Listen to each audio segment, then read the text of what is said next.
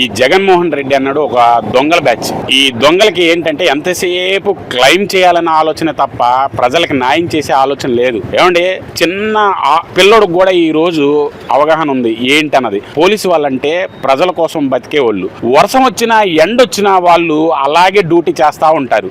ఏ department లో కూడా అంత కష్టం ఉండదు. అలాంటి వాళ్ళని మనం ఎలా చూసుకోవాలండి? కామన్ మ్యాన్ లాంటి నాలాంటి ఇంత ఆలోచన ఉందంటే ఒక మాజీ సీఎం ఏ రేంజ్ లో ఆలోచించాలి? అలాంటి ఆలోచించకుండా ఇలాంటి మాటలు మాట్లాడుతున్నాడంటే వాళ్ళు ఒక క్లైమ్ ఆలోచన ఉన్న బ్రెయిన్ అండి వాళ్ళది. వాళ్ళు రాజకీయాలకు పనికిరారు. నాకు తెలిసి ఒక తప్పు, రెండు తప్పులు, మూడు తప్పులు ఎవడైనా చేస్తాడు. జీవితాంతం ఆడి జీవం ఉన్నంతసేపు వాడు తప్పులే చేస్తుంటే వాడు మనిషి కాదు.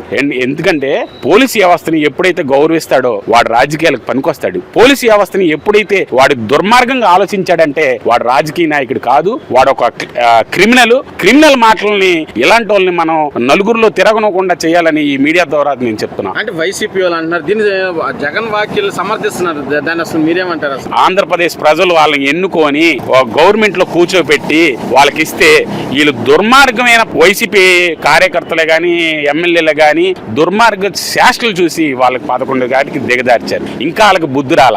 అంటే వీళ్ళందరూ కూడా జగన్మోహన్ రెడ్డి ఏ మైండ్ లో ఉన్నారో అలాగే ఉన్నారు తప్ప ప్రజలకి హెల్ప్ ఏంటండి? రానున్న తరానికి మెసేజ్ ఇచ్చేది అదా? పోలీసు వాళ్ళకి బట్టలోడ తీసుకొడతానంటే ఏంటది? ఎంత తప్పండి అది. అసలు మామూలుగా అయితే వీళ్ళని బట్టలోడ తీసుకొట్టాలా. కానీ ఆంధ్రప్రదేశ్ ప్రజలు ఓటుతో బుద్ధి చెప్పారు. వాళ్ళకి ఇంకా తెలుసుకోపోతే రానున్న రోజుల్లో లేలికి వెళ్లాల్సి వస్తుంది. ఎందుకంటే ఒక వ్యవస్థను మాట్లాడేటప్పుడు నిన్ను చూసి ఇంకొకటి మాట్లాడకూడదు. అలా అంటే నిన్ను చూసి మాట్లాడాలని నువ్వు తయారు చేస్తున్నావు అంటే ఆంధ్రప్రదేశ్ ప్రజలకి ఏం చేద్దాం? నువ్వు ఒక రాక్షసులాగా తయారు చేద్దామనా? రానున్న రోజుల్లో అన్ని కంట్రీలు ఎంత ఫాస్ట్ గా వెళ్తాయి, జపాన్, సింగపూర్, అలాంటి ఆలోచనలు లేవా మీకు? ఆంధ్రప్రదేశ్ అంత ప్రజలంతా అడుక్కు తిని నువ్వు మాత్రం పారిపోవచ్చు వేరే దేశాలకి. అలాంటి మైండ్ వాళ్ళకి దగ్గర కూడా రానివ్వరండి ప్రజలు.